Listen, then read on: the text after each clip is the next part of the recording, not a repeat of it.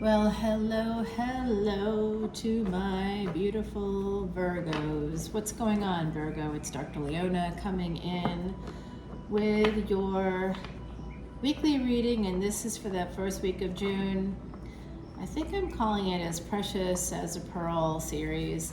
So June's birthstone is the pearl or alexandrite, and we are going to be heading into that first week of June with this reading. My beautiful Virgos, you are the sixth house, the house of health, medicine, karmic debt and repair, as well as frenemies, friends, and hidden enemies. Oh, those are some of the highlights. Okay, Virgo. So you are ruled by Mercury. Mercury right now is currently in Aries, moving into Taurus in Vedic Astrology, and tropical, it's already, I believe, in Taurus. So you've got the energy of physical life, family, friends, certain parts of your body, the left leg in Vedic Astrology, the left eye, and your face as well, eyesight, your voice, all connected to that second house. Kritika energy coming through as the sun is currently in Taurus in Vedic Astrology. And wait, is it? Yeah, okay, let me think about that for a second. It's moving into a nakshatra or lunar house equivalent called Kritika, and that's going to be very, very, very beneficial for everybody. So my beautiful Virgos, let's go ahead and get started with your reading. You've got the Eight of Pentacles here at the bottom, and that's perfect for you, isn't it, my beautiful Virgos? You love those pentacles. We all do. We all should. You have a very good work ethic as well, my beautiful Virgos. Sometimes you can be very hard on yourselves. So we have this energy of trying to make a decision. Some of you maybe at a crossroads. There is something here that could be causing a conflict for you. The numbers 5 and 2 may be important. 5 and 2 become a 7, and then we have the 7 of Swords. So this is some real sort of dark night of the soul. Some of you are going through some very difficult times at the moment. You might be doing some shadow work here. This has to do with a home or house or marriage. So 4 of Wands, 7 of Swords, and 4 of Wands. You know what this goes back to? This goes back to July 31, 2022. Where were you on that day? And that was a rare triple conjunction between Mars, the North Node, Rahu, and Uranus. The North Node and Uranus right now is still both in Aries. Mars rules Aries as well as Scorpio in Vedic Astrology. So this is life and death kind of stuff. And they were all in a nakshatra or lunar house equivalent called Bharani, which is literally about life and death. So some of you are really thinking about something very heavy coming through here for me, and it could be connected to something that happened for you last July, particularly on that day of the triple conjunction. It could have happened slightly before that time, like if you had someone pass away in July or August of last year. Could have been June or September, anywhere around that triple conjunction. That energy reverberates out like energy would, like ripples in a pond. It doesn't just affect the center of the pond, right? So if you throw a stone into a pond, the center of a pond, the ripples go outward in all directions. So whether it was a little bit before, a little bit after, or somewhere right around that date, that's where you feel the most energy, and that's where I think this is kind of coming from. I see here an Emperor coming in. This is Cancerian energy, as is this. 4th house energy here, even though it's Wands. We have the Chariot coming in. Some of you are born in the year of the horse, and some of you have someone coming towards you, walking away from a marriage perhaps and coming towards you. I'm going to tell you right now, whoever they are, they moved away from their marriage in a very immature way. So if you have someone coming at you who has been married before, some of you have someone in your life who's been married before. It doesn't mean that they're immature, but there may have been someone in that previous relationship that was, and that person may have had to sneak away as a result. There's also an energy of somebody who basically got angry at a spouse and said, I can find someone better, went onto Tinder or OkCupid or something, and and found you. Yeah, no, I know, that's tough. That's tough stuff, but there is someone here who's done something along those lines. It's not you, it's someone else, I think. So here we have Mercury energy. Mercury, this is Gemini, the magician. So this person is trying to manifest something. Whoever this emperor is driving this chariot, coming towards your home, coming towards your peace. They want a little piece of your peace, I think. This magician here, Gemini energy, also ruled by Mercury, your ruling planet as well, which is in Gemini right now in Vedic astrology. No, I'm sorry, Venus is there. I keep doing that because Venus and Mercury are best friends. I keep putting them together. And they do follow each other. They're never far behind each other. So you'll often see people that have either Venus-Mercury conjunctions or Venus-Mercury in to a higher degree in one house and to like a newer degree or a lower degree in another. So they could be on the cusp, so Venus in the 8th house, Mercury in like right on the cusp between the 8th and 9th houses. They're usually close together, because we need Mercury energy to be able to, your energy, in order to be able to create transactional spaces, to have that beautiful money come in. Venus is money, not just love. So we have this energy of regret in a marriage and a relationship. There's some energy here too of somebody wanting to get married very badly, trying to manifest that, creating some movement, some momentum in a relationship to try to move towards that. But someone is not excited about it. Here's again the 7 and 4 coming through a second time for you. We had 7 of Swords and 4 of Wands, 7 of Swords and 4 of Swords. So this is not a coincidence, my beautiful, beautiful Virgos. I hope you're paying attention. This is definitely about a relationship. Some of you feel stuck, like you can't move forward. Like I said earlier, there's some heavy, heavy energy here. Did some of you walk away from a person in the past? I've seen that for you before. You made a decision to move away from someone that may have wanted to be married. And both of these cards, the 7 of Swords and the 8 of Cups, you're moving away from the 4 of Wands. And here, the 5 of Cups, there's a relationship here, but you're not looking at that.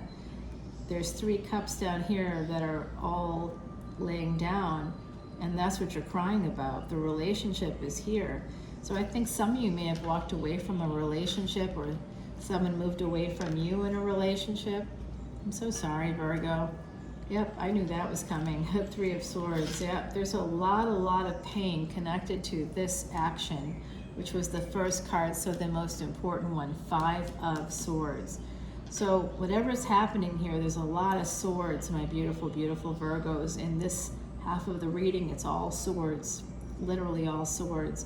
And in this half of the reading, we have cups, we have the chariot, we have the magician, the star, we have some other energies coming in. So it's almost like some of you, really, it has to do with like disappointments in love or sorrow connected to love with the cups or emotions. So some disconnect with the emotions. And even here we have 2 cups on the star card. There's 2 cups here. This is Aquarius energy. There's Cancer, Gemini coming through. So that could resonate for some of my beautiful Virgos.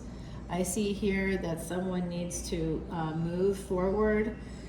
This has to do with the past. Someone is trying to get away from the past. You could be dealing with some family patterns. Oh, more swords. My beautiful Virgos, I see you guys as having a really hard time right now in this early part of June. The Hangman in reverse here. There could be a Pisces in your energy. Pisces, Aries.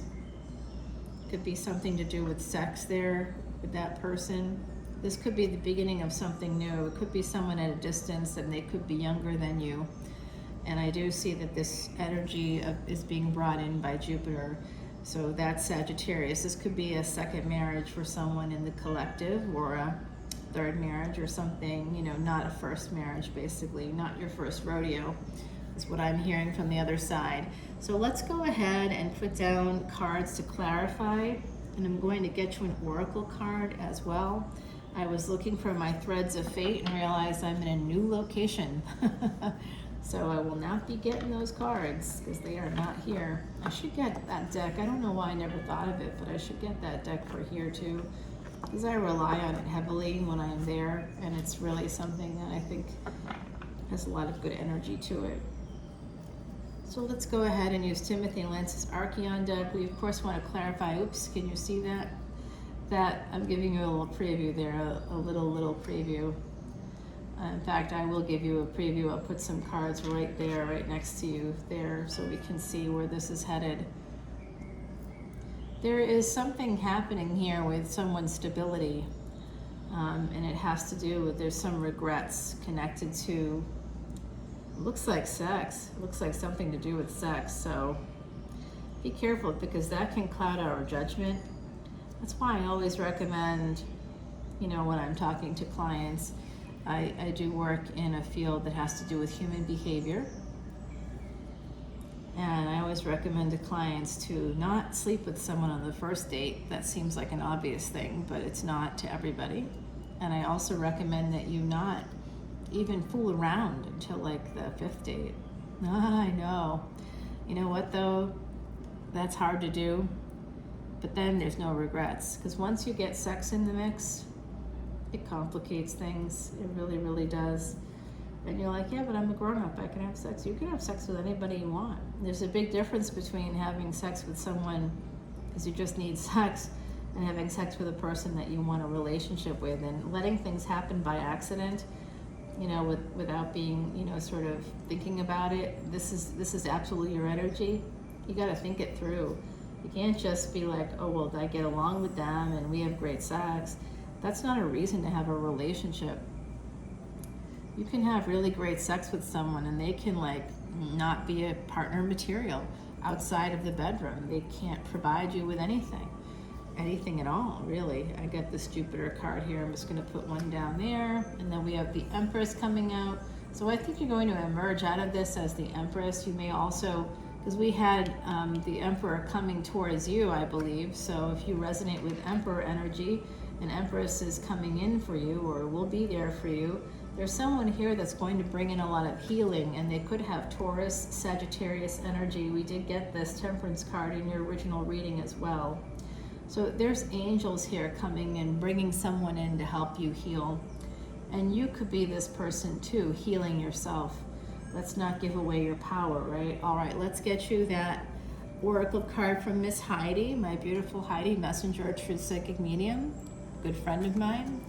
The Rainbow card, she passed away, but had the good, I just saw some words on here. I wish I could, like, obviously there are words here, but I saw other words coming in from the other side that I just didn't catch. It was too quick. Sorry, guys. But this is a little girl coming through, so, and the number 4.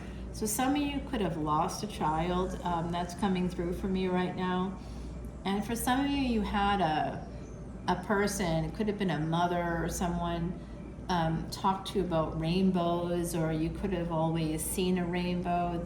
There's a message coming in from the other side for someone in the Virgo collective from a mother. There's a mother here. She's saying, you are my sunshine. That could have been a song that she sang to you when you were little. There's someone here also. There is a little girl here too. So I don't know if it was a sister, perhaps a sister for someone watching right now. I'm so sorry, Virgo, but I have to end. It's way too long. But you can come over to the extended and we can continue this over there. But you do have people on the other side who are sending you love and positive energy. And I don't know how I'm going to keep this up. I'm going to try to put it over here. Use the candle maybe. Yeah, that works. All right, great. So I will see you all very soon. I'm in my location here in New Orleans. You can kind of see some of the French Quarter there. I love you guys so much, and I will talk to you very soon, my beautiful Virgos. I'll see you at the end of the week for perhaps some weekend energy readings. That should be a lot of fun. And check out the extended here on Patreon. All the info is below if you want to come over. That's where you can find all of the videos. It's 10/10 or 11/11 and 12/12 a month, depending on what you want. And for 10/10, you can see all of the extendeds for individual videos. You also get birthday tarot readings, and I always send out beautiful crystals and protective bracelets at the beginning of each year for all of my Patreon subscribers. For 11/11, you get to see the collective energy readings, tantric tarot, the soulmate energy readings, the twin flame readings. I do so many now. I do a finance and career reading. Oh, that's what's coming in this week. Yeah, finance and career. So that should be a lot of fun. So come in and check on all of those things, my beautiful Virgos. That's 11/11, and of course everybody gets early access to ticketed events. My next one is June 26th. You can find that information very soon on Eventbrite, but you can always send me an email. If you want personal readings, you can send me an email or just come to Patreon. And for 12/12, you get your Vedic Astrology birth chart and a free consultation. Along with that, you also get Vedic Astrology videos. I just dropped one today that's all about Saturn and Saturn retrograde, and multiple what are called yogas in your Vedic Astrology Rashi or birth chart that can really help you understand what can happen for you. And I give you two real life people. Like a lot of Vedic astrologers will use like famous people's birth charts, but that doesn't help us because they're famous people, and it's like, well, I'm not there. I just give you some regular people. I don't reveal who they are. They're friends and family members of mine, and that's all it is. I don't identify anything beyond that. You don't know them and will never know them. I'm not revealing anything about any person that you would know or that would compromise them in any way.